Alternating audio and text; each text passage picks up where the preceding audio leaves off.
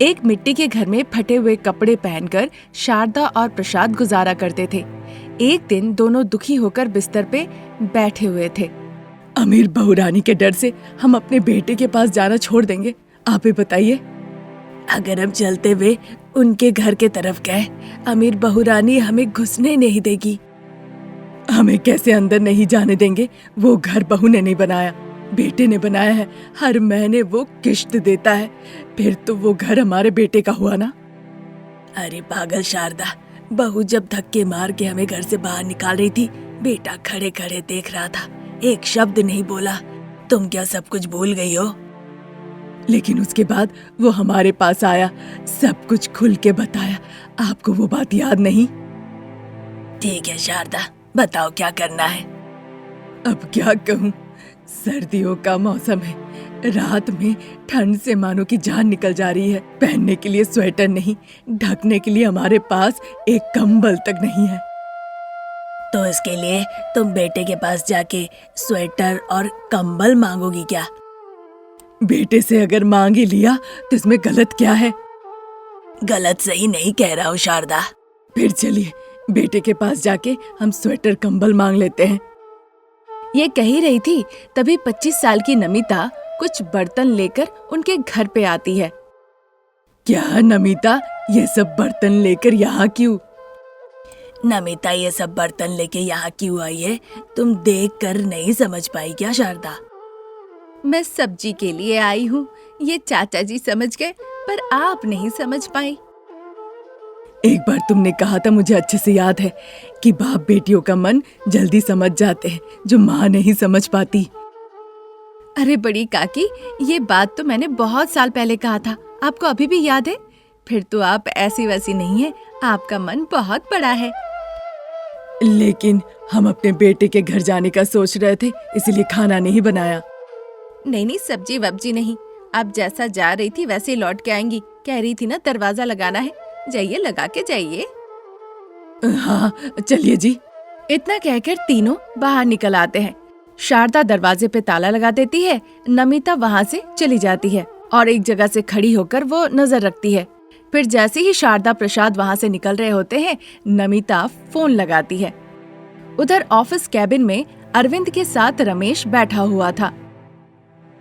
क्या हुआ, इतना अर्जेंटली मुझे क्यों बुलाए? अरविंद के कहने पे रमेश पैसों का बंडल निकाल के टेबल के ऊपर रखता है। क्या करना है? तुम जाके माँ पिताजी को ये पैसे दे आओ। ठंड का मौसम है, बाहर बहुत जोरों की सर्दी पड़ी हुई है। पता नहीं उस मिट्टी के घर में वो कैसे रह रहे हैं, न कंबल है न पहनने के कपड़े हैं। अरे तुम परेशान हो तो तुम जाओ, जाके उन्हें कपड़े खरीद दे आओ। ये देखकर वो बहुत खुश होंगे और उससे ज्यादा आपको भी खुशी मिलेगी। इस बीच में मुझे क्यों खींच रहे हो वहाँ? अरे मैं वहाँ जा नहीं सकता हूँ, इसीलिए तुमसे मदद मांग रहा हूँ। अनामिका ने 25 साल की नमिता को वहाँ पे स्पाई के तौर पे नजर रखने के लिए रखा है। अगर मैं वहाँ पे गया, उन लोगों से बातचीत किया, तो वो अनामिका को फोन करके सब कुछ साफ साफ बता देगी। ओहो, मुस्कुराती हुई अनामिका के पीछे कोई धूर्त छुपा हुआ है। हाँ यार, इसीलिए तो मैंने आपको बुलाया है। आप ये पैसे ले जाकर मेरे माँ पिताजी के पास जाइए और उनकी जरूरत की चीजें खरीद दीजिए। ठीक है, मैं जाता हूँ, तो अपने माँ को फोन करके बता दो। माँ का फोन काम नहीं कर रहा है। ठीक है, आप परेशान मत हो, मैं सब संभाल लूंगा। इतना कहकर अरविंद पैसे लेकर वहाँ से निकल जाता है। उधर 2 तल्ले बिल्डिंग में अमीरी का अनुभव करते हुए अनामिका किसी से फोन पे बात कर रही होती है। बताओ क्या हुआ नमिता? मैडम, आपके सास ससुर आपके यहाँ आ रहे हैं हमारे पास। लेकिन क्यों? उन्होंने खाने की बात कही थी। वैसे भी महीने का राशन पानी का खत्म होने का टाइम हो ही गया है, इसीलिए लगता है वो वहाँ खाने पीने आ रहे हैं।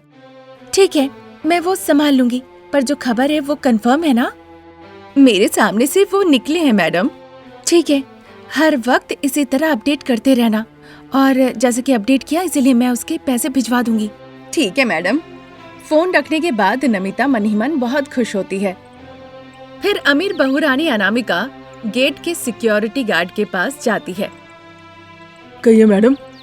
इस तरफ अगर दो बुजुर्ग इंसान आए तो उन्हें अंदर मत आने देना। जी मैडम, जैसे आपकी मर्जी। अगर रोए विनती करे तो भी अंदर मत जाने देना, और अगर कैसे भी अंदर चले गए याद रखना तुम्हारी नौकरी चली जाएगी। अनामिका इस तरह वार्निंग देती है, जिस बात से सिक्योरिटी गार्ड काफी डर जाता है। नहीं मैडम, मैं उन्हें अंदर जाने नहीं दूंगा। इस तरह कहने पे अनामिका वहाँ से चली जाती है। उधर अरविंद कार ड्राइव करते हुए शारदा के घर के तरफ जाने लगता है। शारदा और प्रसाद इधर बातचीत करते करते बेटे के घर के पास पहुँच जाते हैं।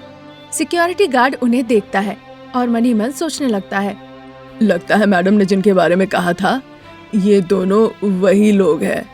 इस तरह सोचकर वो देखने लगता है। आप लोग आ गए, मैं आप लोगों का इंतजार कर रहा था। इंतजार कर रहे थे? किसने कहा कि हम आ रहे हैं? मैडम अनामिका ने कहा कि अगर दो बुजुर्ग अंदर आना चाहे तो उन्हें अंदर मत आने देना। सिक्योरिटी के मुंह से ये बात सुन के शारदा और प्रसाद का दिल टूट जाता है। उनका चेहरा दुखी हो जाता है।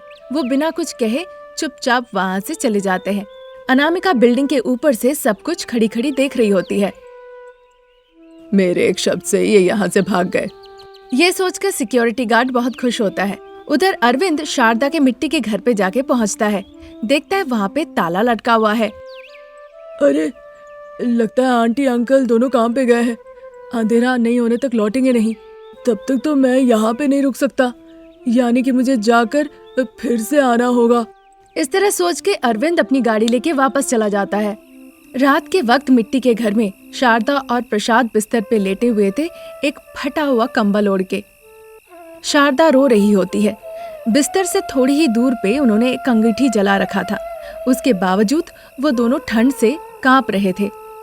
मैंने तुम्हें कहा था, तुमने सुना नहीं। अब तुमने देख लिया ना। मुझे नहीं पता था कि बहू इतनी बदल जाएगी। वो हमसे ऐसी बातें कैसे कर सकती है। हमारे पास पैसे होते तो हम कुछ भी कह सकते थे। पैसे नहीं है तो क्या हो गया जी? ठंड का मौसम है, हम दोनों के पास कपड़े नहीं है, कंबल नहीं है। ये कहकर क्या फायदा? लेकिन मैं बेटे को ये बात बताऊंगी। नहीं शारदा, मत कहो। हम वैसे ही दुखी है, बेटा भी दुखी हो जाएगा। हमें बस एक तकलीफ है कि वो हमारी बहू है, पर बेटे को तो दो तकलीफें हैं। एक हमारा दुख, दूसरा अपनी पत्नी का दुख। तो क्या हम इस ठंड में कांपते कांपते मर जाए? नहीं शारदा, मेरे पास बचाए हुए कुछ पैसे हैं। उन पैसों को लेकर हम सेकेंड हैंड मॉल में जाएंगे। वहाँ जाके जो कुछ सस्ते दाम में हमारे लिए मिलेगा, हम वो खरीद के वहाँ से ले आएंगे। ये बात सुन के शारदा थोड़ा शांत होती है। फिर दोनों बातचीत करते हैं और थोड़ी देर बाद सो जाते हैं। उधर अमीर बहुरानी अनामिका और उसके पति रमेश शॉपिंग करने के बाद घर लौट आते हैं। बच्चे, हरीश, भव्या, हॉल में आना जरा। इस तरह बुलाने पे हरीश और भव्या हॉल में आते हैं। अनामिका उनके लिए महंगे महंगे स्वेटर खरीद के ले आई थी। बच्चे उन स्वेटर्स को देखकर बहुत खुश हो जाते हैं। वाह मम्मी, ये स्वेटर तो बहुत अच्छे हैं। सिर्फ भैया का नहीं माँ, मेरा भी स्वेटर बहुत सुंदर है। बहुत महंगे महंगे स्वेटर्स हैं, इसीलिए तो इतने सुंदर हैं। बच्चे, तुम्हें पसंद आए? हाँ पिताजी। डैडी, आपको दादा दादी के लिए भी लेनी चाहिए। हाँ पिताजी, आपको लेनी चाहिए। इस तरह कहने पे रमेश का चेहरा उतर जाता है। वो फिर कुछ कह नहीं पाता। हमें वो सब खरीदने की जरूरत नहीं है बेबी, वो अपने कमाई के मुताबिक जाकर किसी सेकेंड हैंड मॉल से खरीद सकते हैं। आपने उन्हें देखा है क्या माँ? हाँ, मैंने उन्हें देखा है। वो ठीक है, मैं दादा दादी से मिलना चाहती हूँ पर कोई उपाय नहीं। इस तरह दुखी होकर भव्या कहती है। अनामिका को समझ में आता है कि अब बच्चे उसके सास ससुर के तरफ हो रहे हैं। बच्चे, तुम लोगों के लिए फ्रिज में आइसक्रीम रखा है, जाओ जाके खाओ। आपको देख के हमें एक बात तो समझ में आती है माँ। कैसे अमीर बना जाता है, यही ना? कैसे बड़े होने के बाद माँ पिताजी को अपने से दूर कर दिया जाता है। इतना कहकर हरीश वहाँ से चला जाता है। उसकी ये बात सुन के अनामिका के आंखों में आंसू आ जाते हैं। इसके बावजूद भी अनामिका को अपनी गलती का एहसास नहीं होता है। वो इसी तरह बच्चे परिवार को सास ससुर से दूर रखती है और अपनी मन मर्जी से जीवन गुजारती है। पूरा इलाका रेगिस्तान, जहाँ सिर्फ लाल मिट्टी दिख रहे थे। एक जगह पर बैलगाड़ी में प्रसाद बैठे हुए थे। कुल्हाड़ी से रमेश लाल मिट्टी को खोदता है और अनामिका उन लाल मिट्टियों को टोकरी में उठा रही होती है। उसी के साथ साथ शारदा उन मिट्टियों को लेकर अपनी बैलगाड़ी में लाद रही होती है। शारदा, गाड़ी भर गई क्या? अभी तक नहीं जी। अभी तक नहीं भरा तो जल्दी जल्दी भरो शारदा। आप ना ये सब मत ही कहिए, मैं बैठती हूँ और आप जाके मिट्टी लेकर आइए, तब ना आपको समझ में आएगा। बाप रे, वो तो नहीं कर सकता हूँ मैं। ऐसी बात है तो बिना बोले हुए चुपचाप बैठे रहिए। शारदा के इस तरह से कहने पे प्रसाद बिना कुछ कहे चुपचाप गाड़ी के ऊपर बैठे रहते हैं। रमेश ये सब सुन के हंसने लगता है। अनामिका जल्दी जल्दी मिट्टी उठा के शारदा को देती है और शारदा ठेले में रखने लगती है। ऐसे ही कुछ समय निकल जाता है, फिर गाड़ी मिट्टी से भर जाती है। अजी, आपकी गाड़ी मिट्टी से भर चुकी है। अब ध्यान से इसे घर पे ले जाइए, फिर इसे उतार के वापस आइए, ठीक है ना? अरे शारदा, तुम आने के लिए कहोगी और मैं नहीं आऊंगा, ऐसा हो सकता है क्या? इस तरह कहकर प्रसाद बैलगाड़ी को चलाते हुए वहाँ से चले जाते हैं। बेटा रमेश, जब तक पिताजी नहीं लौटते हैं थोड़ा बैठ जाओ। शारदा के इस तरह से कहने पे वो सभी लोग पत्थर के ऊपर आके बैठ जाते हैं। मैंने उसी दिन कहा था कि अच्छे से जरा सीरियसली सोचिए इस बारे में, फिर उस शाम ध्वस्त होके नहीं गिरता। ठीक है ना बहू, उसी बात पे तो हमने सिद्धांत लिया है कि हम मिलके काम करेंगे, है कि नहीं? इसीलिए तो मिट्टी उठा के हम ले जा रहे हैं। सर्दियों का मौसम आ रहा है, बच्चों के पास पहनने के लिए ठीक से कपड़े नहीं है। हरीश बार बार कह रहा है कि उसे स्वेटर चाहिए। इसीलिए तो भव्या भी स्कूल से आके हंगामा कर रही थी कि अगर आप भैया को खरीद दिए तो मुझे भी खरीद के देना होगा। खरीद देंगे बहू, आज हमारे पास काम नहीं था तो हम मिट्टी ढो रहे हैं, कल से तो काम है ही, तो फिर हम कूली के काम के लिए जाएंगे ही। कल से हमें मजदूरी के काम के लिए जाने होगा माँ जी, नहीं तो घर चलाना मुश्किल हो जाएगा। इधर ये सारी बातें हो रही थी, उधर प्रसाद लाल मिट्टी से लदी हुई बैलगाड़ी लेकर सीधा अपने घर पे जाते हैं। वहाँ जाके मिट्टी गिराने के लिए सीधा वो आंगन में जाते हैं। पूरी मिट्टी गिर जाने के बाद वो बैलगाड़ी लेकर फिर से वहाँ से वापस आने लगते हैं। इस तरह सुबह से लेकर शाम तक वो मिट्टी ढोते हैं और मिट्टी ले जाकर अपने बगान में गिराते हैं।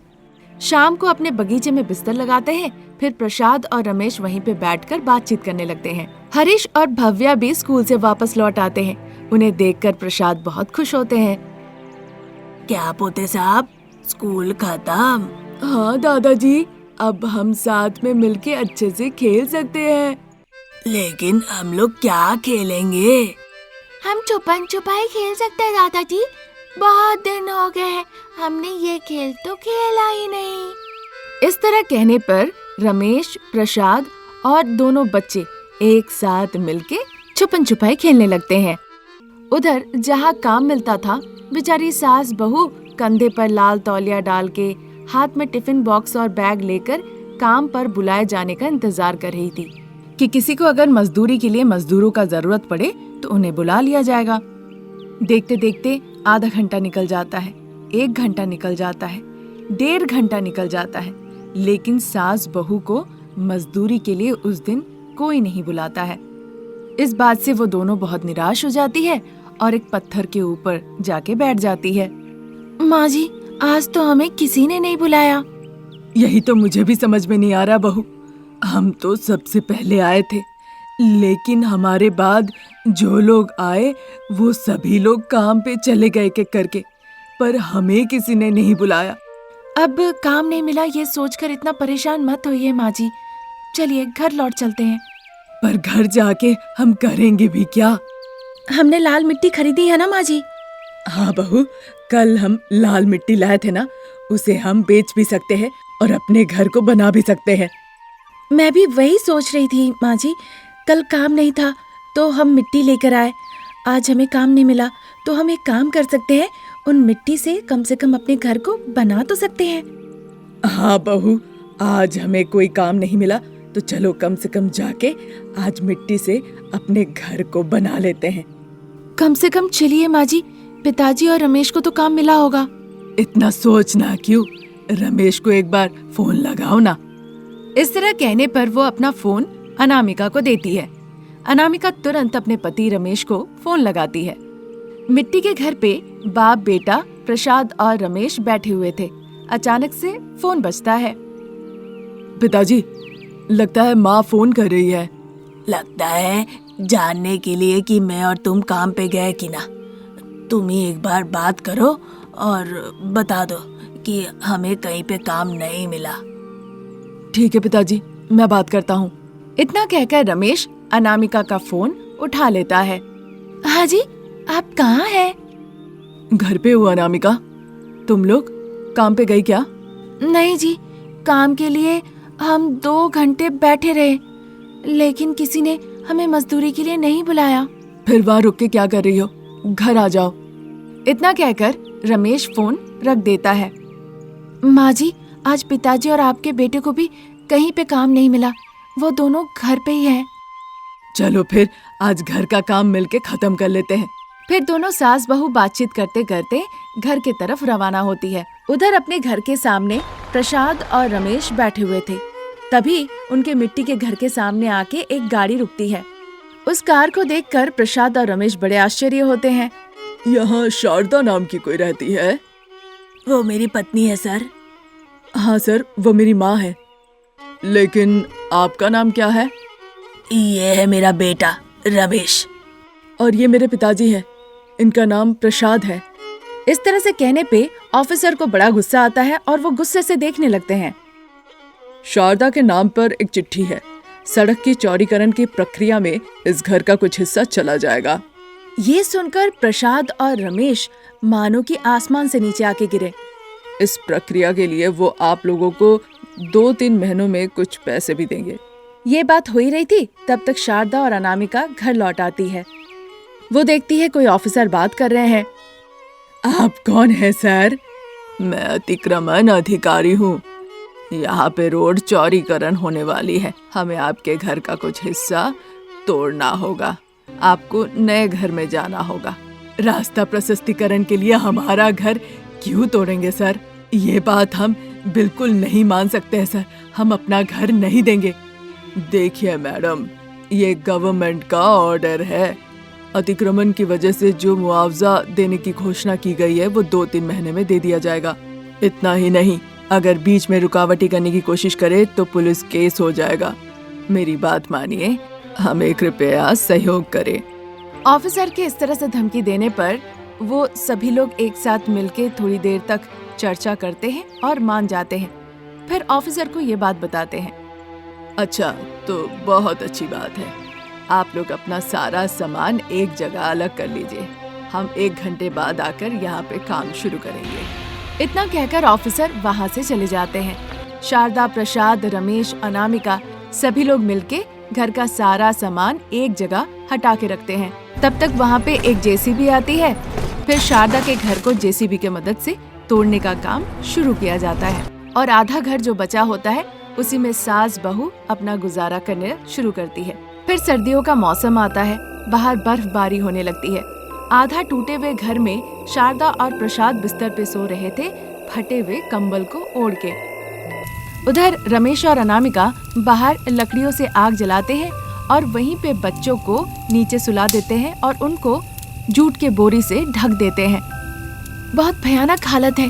देखते देखते 2 महीने निकल गए, नई सड़क भी बन गई, पर जो मुआवजे के पैसे देने वाले थे वो अभी तक नहीं मिले। सरकार ने अभी तक वो पैसे नहीं दिए। ये सब हमारी बुरी किस्मत है अनामिका। अगर वो पैसे मिल जाते तो कम से कम घर की मरम्मत कर लेते।